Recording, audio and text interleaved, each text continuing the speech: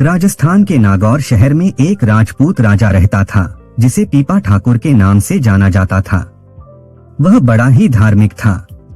सारा दिन प्रभु भक्ति करता, दान पुण्य करता, फिर भी उसका मन शांत नहीं रहता था।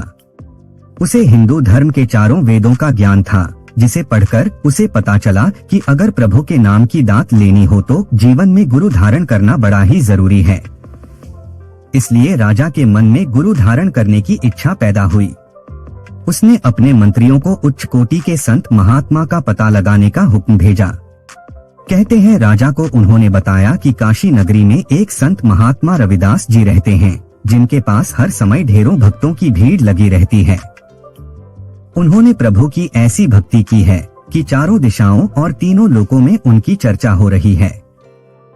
बहुत से राजे महाराजे उनके दर्शनों को आते हैं, उनसे नाम की दात लेते हैं। तब ये लोग भूल जाते हैं कि रविदास जी जात जन्म के चमार हैं। वे लोग बड़ी श्रद्धा से उनके आगे माथा टेकते हैं, दर्शन करते हैं, उनसे मुंह मांगी मुरादें पाते हैं।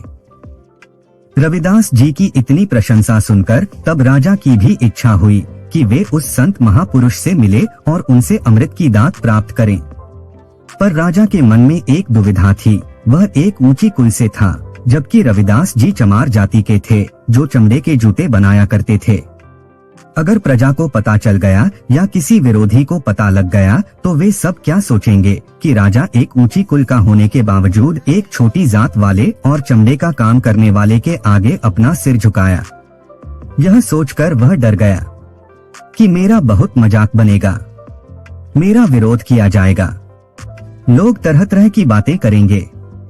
इसलिए राजा रविदास जी के पास जाने की हिम्मत न जुटा पाया। कहते हैं दिन बीतते गए, पर राजा के मन में नाम दान लेने की तड़प और बढ़ती गई। वह बेचैन रहने लगा। तब उसने फैसला किया कि वह हर हाल में वहां जाकर ही रहेगा। उसने राजा का भेष बदलकर एक साधारण से व्यक्ति का भेष धारण कर लिया और रविदास जी की झोपड़ी में जा पहुंचा। उस समय रविदास जी जूते सिल रहे थे। ढेरों संतें उन्हें घेरे हुए बैठी थी। राजा ने रविदास जी के पास जाकर उनके चरण छुए, नमस्कार की। फिर राजा संगत के बीच में जाकर बैठ गया। अंतर्यामी रविदास महाराज जी ने राजा से पूछा, कहो राजन, यहाँ कैसे आना हुआ? राजा साधारण व्यक्ति के भेष में आया था कि कोई उसे पहचान न ले, पर वह बड़ा हैरान हुआ जब रविदास जी ने उसे राजन कहकर पुकारा।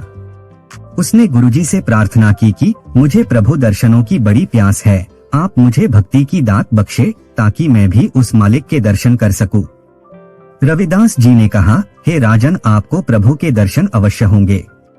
राजा बोला, गुरुजी, क्या मेरी प्रभु मिलाप की इच्छा आप अभी पूरी कर सकते हैं? गुरुजी ने कहा, हाँ, मैं तुम्हें इसी समय मालिक के दर्शन करवा सकता हूँ। कहते हैं रविदास जी के पास एक बड़ा सा पानी का बर्तन रखा था जिसमें उन्होंने चमड़ा भिगोया हुआ था।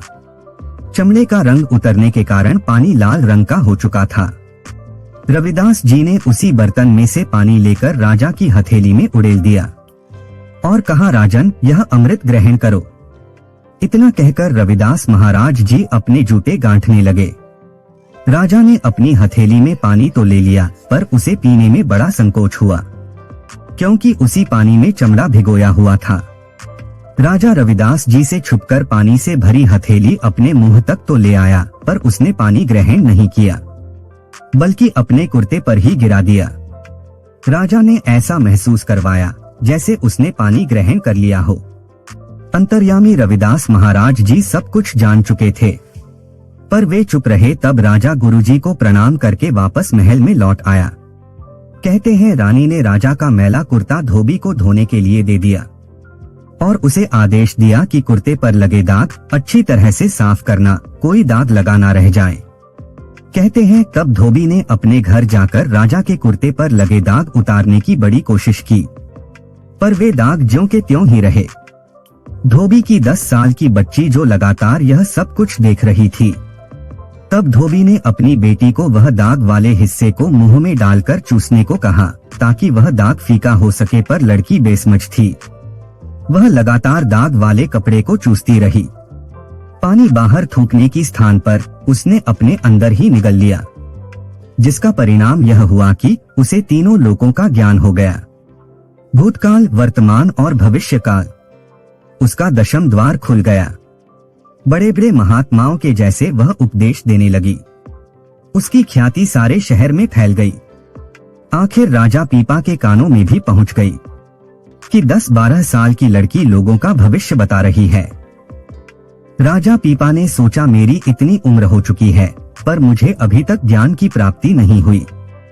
एक छोटी बच्ची उच्च कोटि की विद्वान आखिर कैसे बन गई? राजा फौरन उस धोबी के घर आया उस बच्ची से मिलने।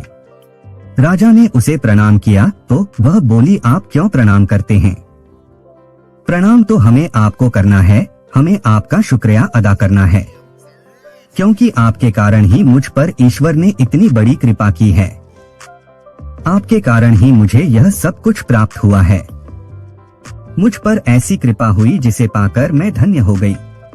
एक मासूम सी बच्ची के मुख से ज्ञानियों वाली बातें सुनकर राजा तब बड़ा हैरान हुआ। पूछने लगा, मैंने ऐसा क्या किया है जिसका मुझे ही पता नहीं? मैंने तुम्हें पहली बार देखा है।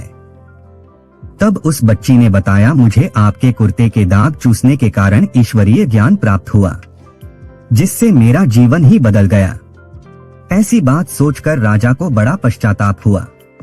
उसे सारी घटना याद आ गई और सोचने लगा, मुझसे रविदास महाराज जी को पहचानने में कितनी बड़ी भूल हुई।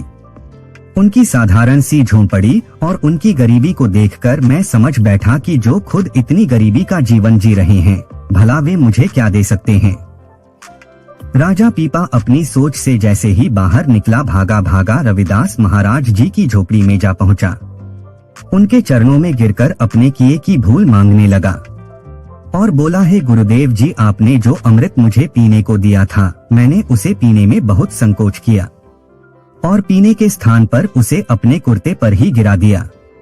इस कारण वह अमृत मैं प्राप्त न कर सका। आप मुझे दोबारा अमृत नाम देने की कृपा करें। गुरुजी ने कहा, राजन, पहले मैंने तुझे अमृत नाम अपनी ईश्वरीय कमाई से दिया था ताकि तुझ पर शीघ्र कृपा हो जाए, पर अब मैं तेरी इच्छा अनुसार नाम की दात तो दूंगा, पर तू खुद अपनी मेहनत से ईश्वर की कमाई कर और उस कमाई को प्रकट कर। कहते हैं तब से राजा पीपा के मन में वैराग पैदा हो गया। वे दिन भर प्रभु नाम में जुड़ गया। उसने अपना राजपाट त्याग दिया। इस तरह निरंतर भक्ति के साथ जुड़ के वे उच्च कोटि के प्रभु भक्त बन गए।